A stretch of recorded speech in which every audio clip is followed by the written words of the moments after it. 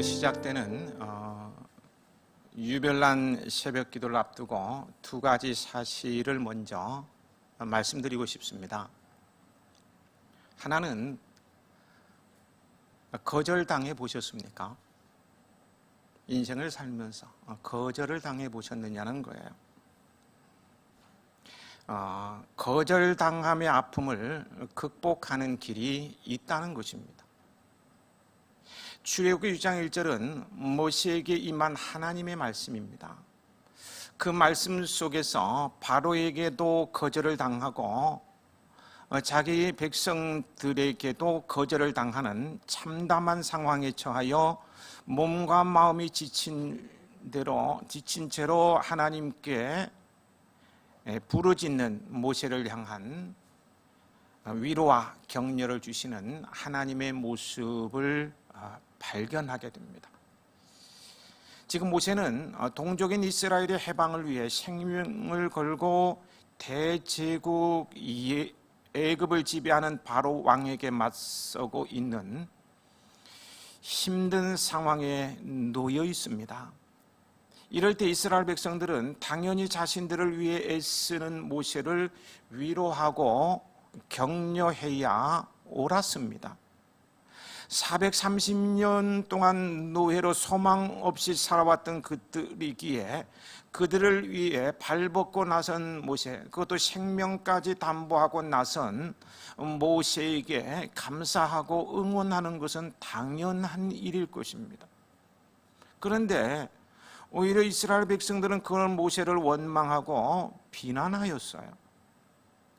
이처럼 동족마저 자신을 원망하고 사방을 둘러보아도 누구 하나 위로해 주는 사람이 없는 때에 그는 하나님께로 나아갔고 부르짖었더니 하나님께서는 출애굽기 6장 1절에 이제 내가 바로에게 하는 일을 내가 보리라. 강한 손으로 말미암아 바로가 그들을 보내리라 는 말씀을 주심으로 외롭고 지친 모세에게 더 없는 위로와 용기를 주셨어요. 하나님께서는 그 말씀대로요, 그 강하신 능력, 그 강하신 손으로 10가지 재앙을 애굽 땅에 내리시면서요 바로의 항복을 받아내서, 그래서 외롭고 지친 모세가 큰 위로와 용기를 다시금 얻고 출애굽의 대장정을 시작할 수 있었던 거예요. 여러분, 이것이 우리가 믿는 하나님의 모습입니다. 세상 사람이 모두 나를 떠나가고 외면하여도 결코 나를 떠나시거나 외면하지 않으시는 하나님, 세상 사람이 모두 나를 비난할지라도 한없는 사랑으로 위로하시는 하나님, 내가 깊은 절망과 좌절, 지쳐 허덕이며 외로움에 떨고 있을 때 위로와 격려와 용기를 주시는 하나님이 바로 우리가 믿는, 아니 내가 믿는 하나님이십니다. 그러므로 여러분이 외롭고 지칠 때요, 다른 곳에서 위로를 찾으려고 하지 마십시오. 세상 사람들은 위로자가 되는 것 같아도 때에 따라서, 자신의 기분에 따라서 마음이 돌아서기 쉬워요. 방금 전까지 나를 위로하고 천하의 나의 가장 가까운 사람처럼 나를 전부 이해해 주는 것 같던 그 사람이 어느새 나를 비난하고 원망하기 일쑤예요.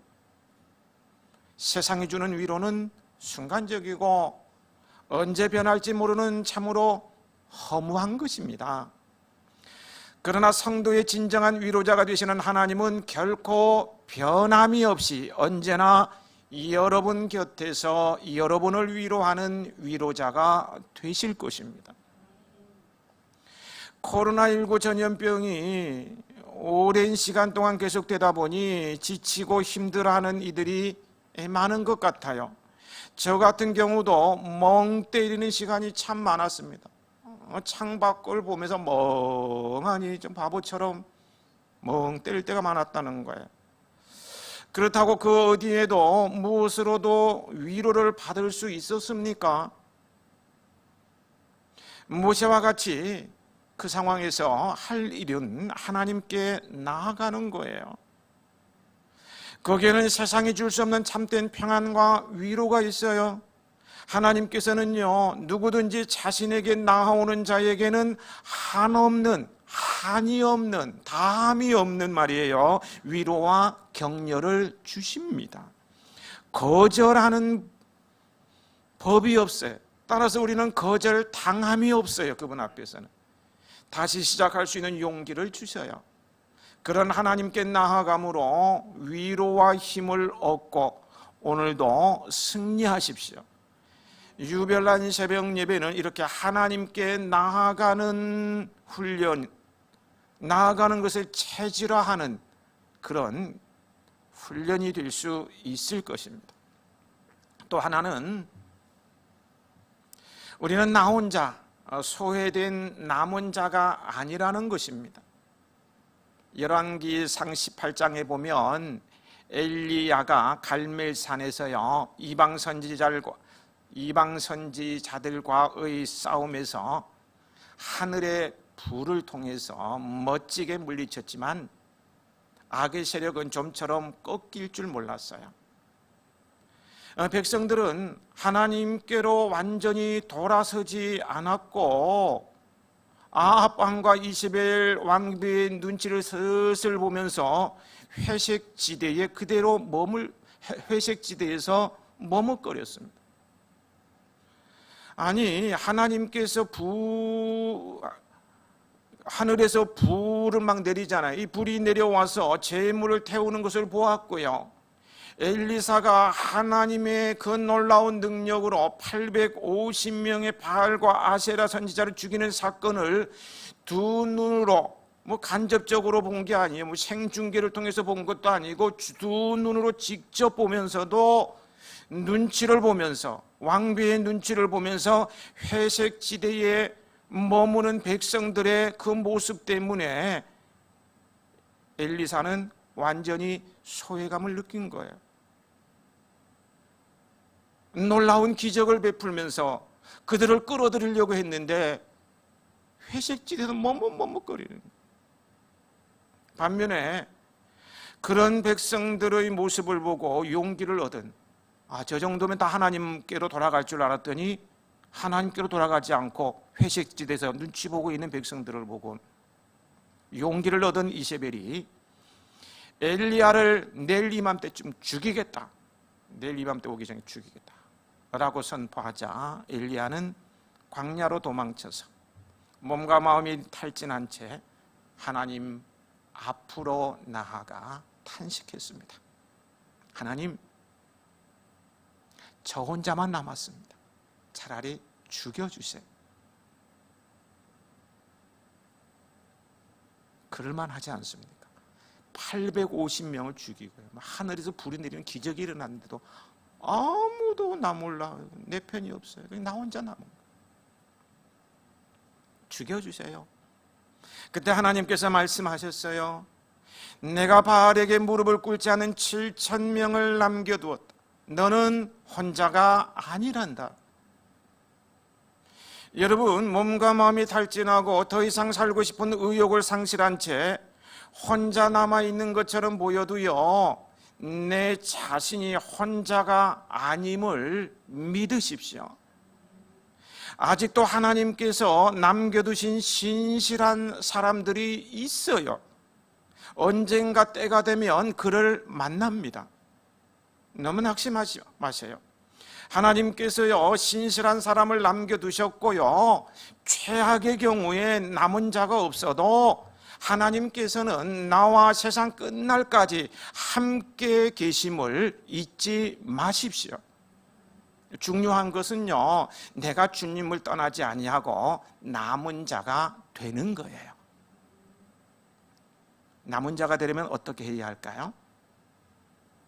하나님께 가까이 나아가십시오. 피를 나눈 형제라도요, 몸과 마음이 떨어져 있으면 멀어지게 되어 있습니다. 이웃 사촌이라는 말이 왜 생겨났습니까? 멀리 떨어져 있는 형제보다 가까이 있는 이웃이 낫다는 말 아닌가요? 우리 교회는 성도 간에 왜 이촌이라는 말을 쓰고 있습니까? 예수님이 피를 나눈 자로서 이웃 사촌보다도 더 가까운 사이니 형제처럼, 친형제처럼 지내자는 것 아닌가. 남은 자로서요, 소외감을 느끼지 않으려면 무엇보다도 하나님께로 나아가야 합니다. 하나님께 나아가되 자주 나아가야 합니다. 그래서 하나님과 가까워지면은요, 이 소외감이 사라지는 거예요. 소외감이 없어요. 소외감이 없으면은요, 혼자 있어도 아무렇지도 않아요. 바울처럼 옥에 갇혀 있어도요, 찬양하며 감사하며 기뻐할 수 있어요. 주변에 외로운 사람들의 어려움에 처한 사람들에게 오히려 위로를 주며 기뻐하라고 외칠 수 있어요. 소외감은 하나님을 멀리할 때 생기는 감정입니다. 하나님이 멀리 가 계셔서 그런 게 아니고 내가 하나님을 멀리할 때 생기는 감정이라는 게 감정. 여러분, 감정이 사람을 잡는 거예요. 결국 살인도요, 감정이 감정. 욱하면 못 참아서 자꾸 치는 거예요.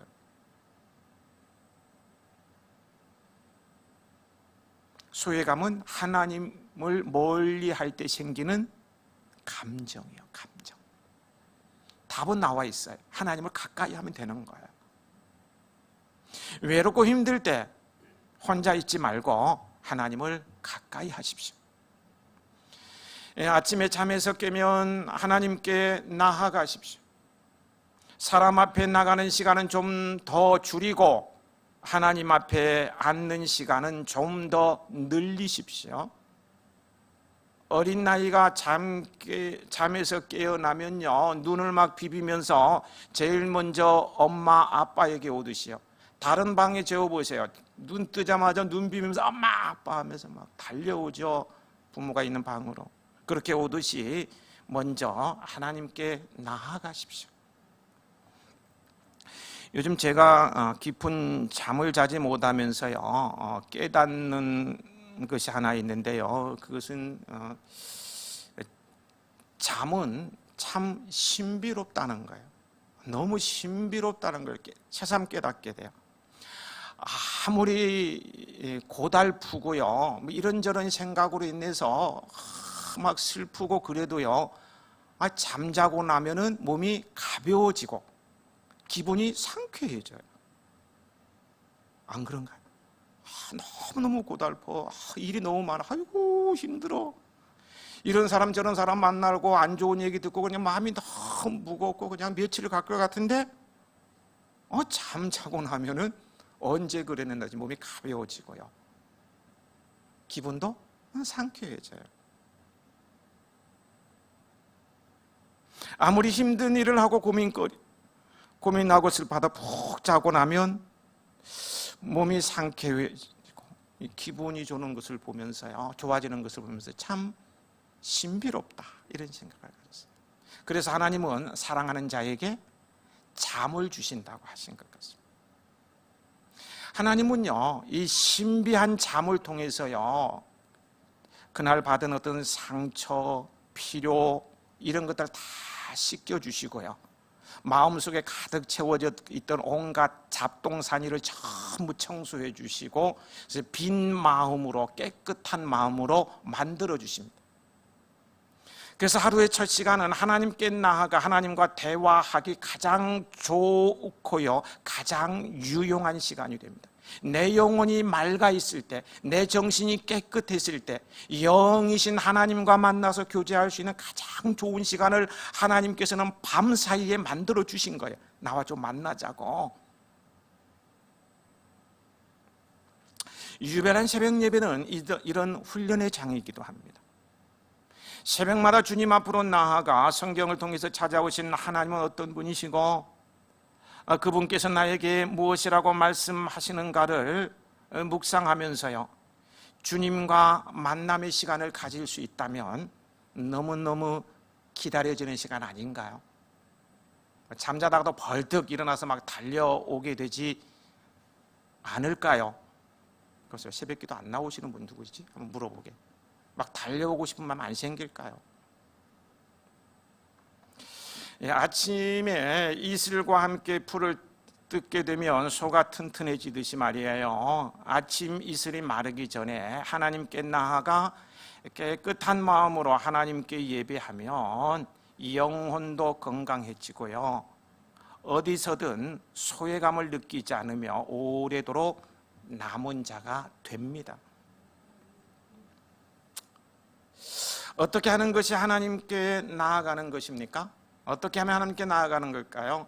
오늘 본문은 말씀해 주겠어요. 오늘 본문을 함께 읽어 보시겠습니다.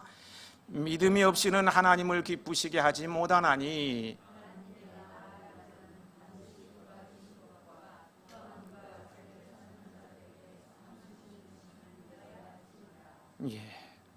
하나님께 나아가는 것은요, 먼저 하나님을 부지런히 찾는다는 의미가 있어요. 부지런히 찾으라고 했습니다. 단순히 아무런 열정도 없이 기계적으로 어떤 의무감에 떠밀려서 찾아가는 것이 아니라 진심으로 사모하며 간청함으로 찾아야 한다는 거예요. 누가복음 11장 8절에 그 간청함을 인하여 일어나 그 요구대로 주리라고 했습니다. 마치 목마른 사슴이 시냇물을 찾듯 간절한 마음으로 찾아야 하는 거예요. 여러분은 유별난 새벽 예배 열흘 동안 부지런히 하나님을 계속 찾으시기 바랍니다. 나는 서울에 사니까 못 간다. 아예 마음의 문을 닫지 말고 생각을 해보면 다 방법이 있어요. 제가 지난 주일 얘기했나요? 잔디밭에 텐트 치고 자면 된다고. 방법은 얼마든지 있어요. 그런 마음을 가지면 새벽 예배 다 나올 수 있습니다. 한편 하나님께서는 하늘에서 자신을 찾는 자를 찾으신다고 시편 53편 2절에 하나님이 하늘에서 인생을 굽어 살피사 지각이 있는 자와 하나님을 찾는 자가 있는가 보려 하신다, 이렇게 말씀하셨어요. 따라서 우리는 날마다 하나님을 찾고 구하여야 합니다. 부지런히 간절하게 찾으며 더욱 애써야만 합니다. 여러분, 내일부터 유별나게 하나님을 찾으시기 바랍니다. 텐트 치고 자면서 찾으시기 바랍니다. 하나님께서 하늘에서 인생을 굽어 살피며 지각, 이렇게 알아서 깨닫는 능력이죠. 지각이 있어 하나님을 찾는 자가 있는가 보려 하십니다. 이렇게 굽어 살피시면서 보려고 하신다는 거예요. 나만의 두드러진 모습으로 하나님의 시선을, 눈길을 사로잡으시기 바랍니다. 분명 좋은 일이 있을 것입니다. 또 하나님께 나아간다의 또 다른 의미는요, 하나님께 예배 드린다는 것입니다. 하나님을 부지런히 찾는다는 의미의 연장선상에서 이해하면 하나님께 부지런히 예배 드려야 한다는 거예요. 예배는 모든 것의 우선이어야 합니다. 하나님께서 예배를 기뻐하시기 때문입니다. 나의 주, 나의 하나님, 나에게 영원한 생명을 주신 그 하나님께서 예배를 기뻐하신다면 우리는 당연히 예배를 드려야 하지 않겠습니까? 적어도 구원의 확신이 있다면 말이에요. 하나님은 오늘도 예배자를 기다리고 계셔요. 오늘날에는 더더욱 찾고 계셔요. 오늘의 시대가 포스트 모더니즘과 팬데믹 시대이다 보니요, 하나님께서는 더욱 참된 예배자와 그들의 공동체를 찾고 계십니다. 여러분, 포스트 모더니즘이 무엇입니까? 제가 제대로 한번 설명을 못 해드린 것 같아서 오늘 간단히 말씀 좀 드리고 싶은데요, 모더니즘이란 인간의 이성을 기반으로 해서요. 인간의 이성하면 남녀간을 말하는 것이 아니고요. 사물의 이치를 논리적으로 생각하고 판단하는 능력인 이성을 기반으로 모든 것을 개혁해 나가는 것을 의미합니다. 15세기 과학이 발달하면서요, 수학과 과학과 같은 이성적인 것을 이용하면 인간 생활이 매우 윤택해질 것이라는 사상이 서구 세계를 휩쓸었습니다. 인간의 이성, 이 논리적으로 생각하는 말입니다. 이 인간의 이성이면 뭐든지 잘 될 것이라는 사상이 각 학문 분야에 적용되는데요. 이것을 모더니즘이라고 합니다. 이 모더니즘으로 인해서요, 인권이 신장이 되어졌어요.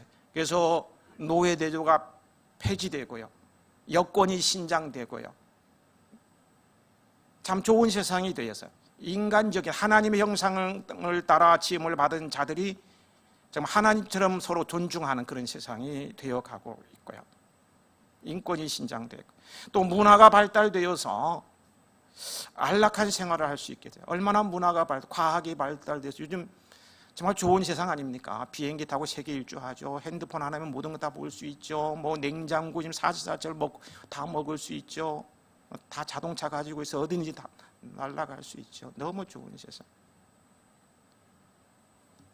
문화가 발달해서 안락한 생활을 할 수 있게 돼요. 이로 인해 사람들의 삶의 질은 더욱 윤택하여 지게 되었습니다. 모더니즘의 영향이에요. 좋은 거예요, 모더니즘. 그런데요, 1차, 2차 세계대전을 겪으면서 과학으로 대변되는 인간의 이성이 참혹한 전쟁도 막지 못했다는 반성하에 모더니즘을 비판하게 되는 거예요. 1차, 2차 세계대전 엄청난 비극적인 상황들, 사람이 아니었죠. 그냥 짐승 죽이듯이 죽었고요. 끔찍한 일들이 벌어지면서 모더니즘을 비판하게 되었는데요. 인간의 이성, 과학적 논리만 가지고는 안 된다는 거예요. 그것이 다인 줄 알았더니 아니라는 거예요.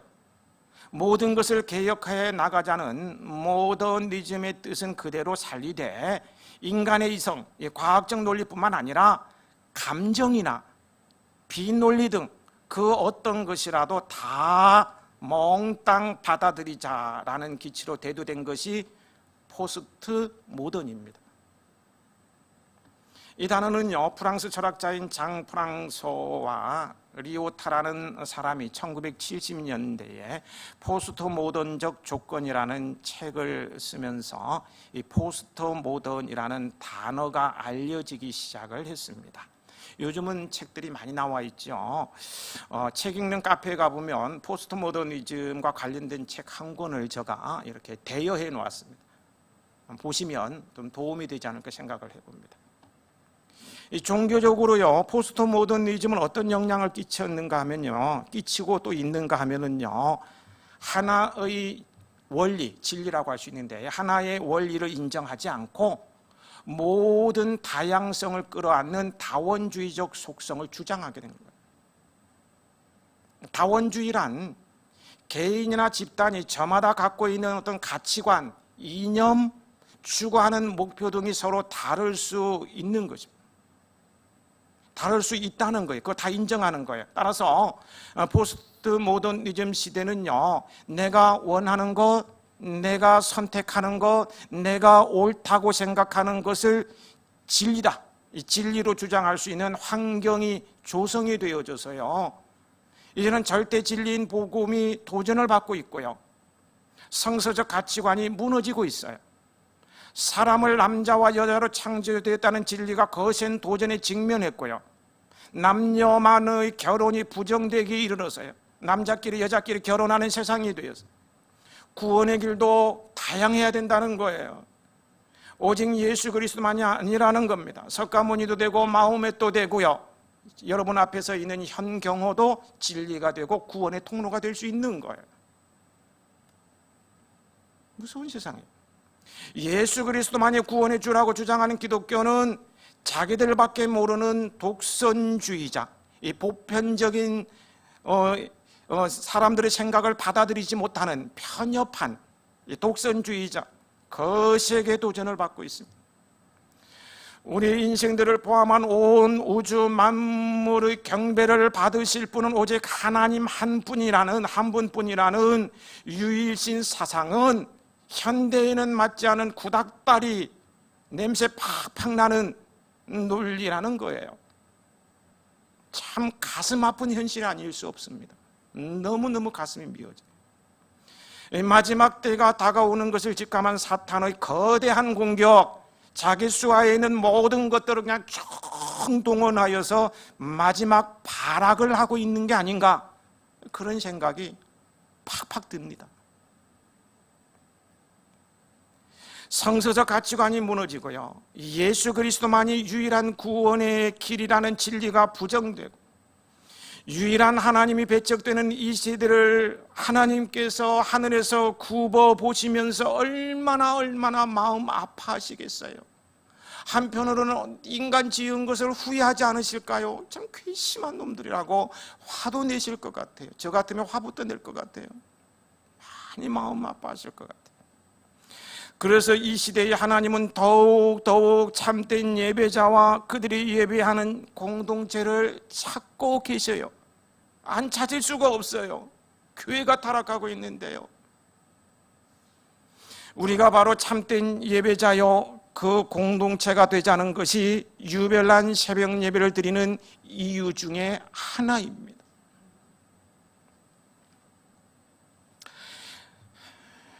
또한 코로나19로 인해 많은 교회들이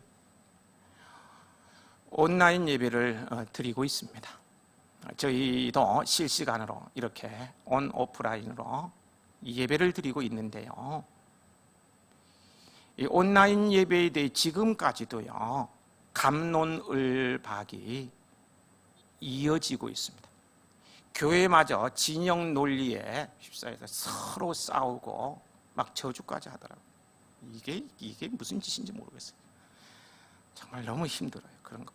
그래서 뉴스 안 봅니다. 근데요, 주님께서는 예배는 장소가 문제가 아니라고요. 우리 주님께서는 예배는 장소가 문제가 아니라고 요한복음 4장에 분명히 말씀하십니다. 하나님께서는 어떤 장소에서 예배하는 자들을 찾고 계신 것이 아니라, 특별한 장소에서 예배드리는 자들을 찾고 계신 것이 아니라, 어떤 곳이든 참되게 예배하는 자를 찾고 계시다는 말씀입니다. 동의하세요? 예. 어떤 곳이든 참되게 예배하는 자를 찾고 계셔요. 온라인으로 예배드려도요, 영상 앞에 앉아서 예배드려도 참된 예배를 하나님께서는 받으신다는 거예요. 내가 움직이지 못하고 그냥 침대 위에 벌렁 누워서, 아프면 그럴 수밖에 없잖아요. 거기서 예배드리면 아이고 저렇게 벌렁 들어 자빠져서 예배드리 하나님 안 받으신다. 아니에요. 받으세요. 침대에 누워서 예배드리 받으신다고요. 하나님. 장소가 문제가 아니에요. 근데 여러분, 오해하지 말아야 할 것은요, 이는 교회에 와서 예배를 안 드려도 된다는 말이 아닙니다. 지금은 특수한 상황이기 때문에 어쩔 수 없이 온라인으로도 예배를 드리지만요, 우리가 함께 모일 수 있는 환경 가운데 있다면 함께 모여서 예배를 드려야 마땅한 거예요. 그날이 속히 오기를 기도해야 하고요, 그런 환경을 우리가 주도적으로 만들어 가야 할 때가 지금입니다. 그냥 이대로가 좋으니 하면 안 돼요. 히브리서 10장 25절에 이렇게 말씀합니다. 모이기를 패하는 어떤 사람들의 습관과 같이 하지 말고 오직 권하여 그날이 가까움을 볼수록 더욱 그리하자. 여기서 그날이란 예수님의 재림의 날을 의미하는 거예요. 정말 주님 오실 날이 다가오고 있는 것 같습니다. 방금 전에 말씀드렸듯이요, 포스트모더니즘이 기독교까지 침투해서 교회와 성도들을 혼란에 빠뜨리고 온 세상이 코로나19에 떠는 것을 보면 주님 오실 날이 다가오는 것만 같아요. 히브리서 기자는 예수님의 재림의 날이 가까이 올수록 모이기를 어떻게 하라고요? 더욱 힘쓰라고 말씀하고 있어요. 코로나19의 장기화로 신앙생활에 있어서도 자칫 나태해지기 쉬운, 그냥 대충 묻어가고 싶은, 형식적으로 예배드리면서 그냥 넘어가고 싶은, 이 나태해지기 쉬운 이 시대에 실제로 그런 상황이 막 벌어지고 있는 현실 가운데 하나님은 참된 예배자와 그들의 공동체를 찾고 계시는데요, 내가 말입니다, 내가 참된 예배자요, 우리 교회가 참된 예배자들의 공동체이길 축복합니다. 제가 애절하게 부탁을 하고 싶습니다. 정말 하나님이 예배자를 찾고 계셔요. 우리 예배자가 되어야 합니다. 여러분, 예배는요, 교회, 우리 성도들의 존재 목적이요, 부르심의 이유이고요, 교회의 첫 번째 과업입니다. 아담의 타락 이후에요, 하나님의 은혜로 회복된 인간이요, 처음 한 일이 예배입니다. 아벨과 가인이 예배드렸잖아요. 신라곤 한 후에, 에덴 동산에 쫓겨난 후에 하나님 은혜로 다시 회복된 다음에 처음 한 게 예배드리는 거였어요. 구약의 제사, 즉 예배를 보면은요, 하나님께서 얼마나 예배를 중요시함, 받으시기를 원하시는가를 피부로 느낄 수 있어요. 출애굽, 레위기, 민수기나 신명기 이거 보세요. 하나님께서 얼마나 예배를 소중히 여기시고 받으시기를 원하시는가를 알 수가 있어요. 그래서요, 주님의 부름을 받은 백성들은요, 너나 할 것 없이 나를 구원하시고 인도하시는 하나님을 향해서 예배를 드립니다. 신라건 후에 하나님의 은혜로 회복된 인간들이 처음 드린 게 예배였던 것처럼요, 허물과 죄로 죽었던 우리가 살아났어요. 구원받은 성도들이 제일 먼저 하는 것이 예배 드리는 거예요. 주일이면 그냥 교회로 가요. 오라고 안 그래도 가요. 예배 드려요. 이게 자동적으로 일어나는 현상이에요. 구원받은 백성은 예배의 자리로 가는 거예요. 하나님의 은혜를 받은 성도는 예배의 자리에 오지 말라 그래도 길을 쓰고 가게 되는 거예요.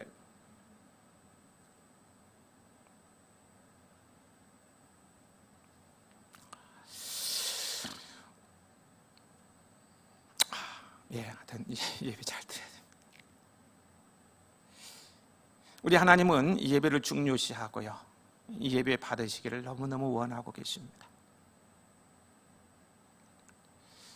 제가 2년 동안 한 번도 얼굴 뵙지 못한 성도들 지금 스크린을 통해서 저를 보고 계시는지 모르겠습니다.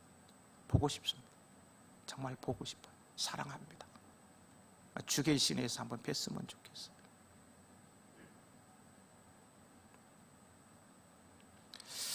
그래서 주님의 부르심을 받은 백성들은 너나 할 것 없이 나를 구원하시고 인도하신 하나님을 향해서 예배를 드리게 되는데요, 이 예배를 통해서 우리는 영원하신 하나님과 연결이 되어지고요, 주님의 말씀을 듣게 되는 거예요. 우리 모두는 유별난 새벽 예배로 예수 그리스도와 하나님을 경배하며 나에게 말씀하시는 주님 앞에 바로 서는 예배자가 되십시다. 예배자의 자세는 어떠해야 합니까? 요한복음 4장 24절, 영과 진리로 예배를 드려야 합니다. 영과 진리로 예배한다는 것은 영이신 하나님께 진리의 영이신 성령의 인도하심을 따라 드리는 예배를 말합니다.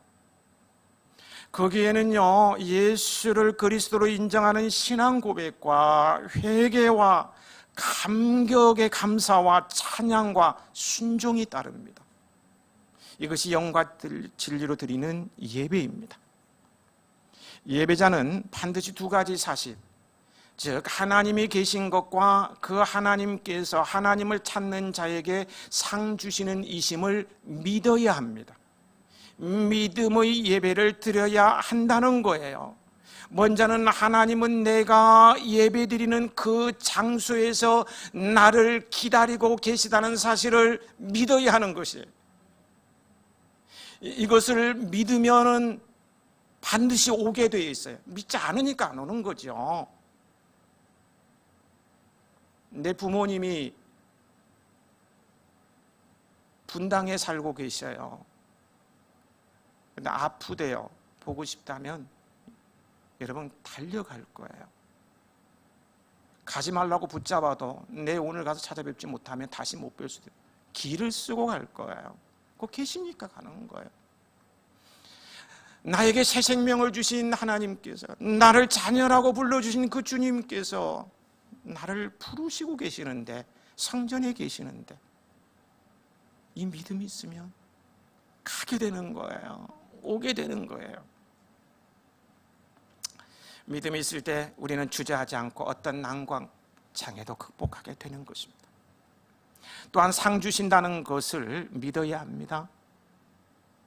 하나님은 하나님을 부지런히 찾는 자에게 어떻게 상을 주십니까?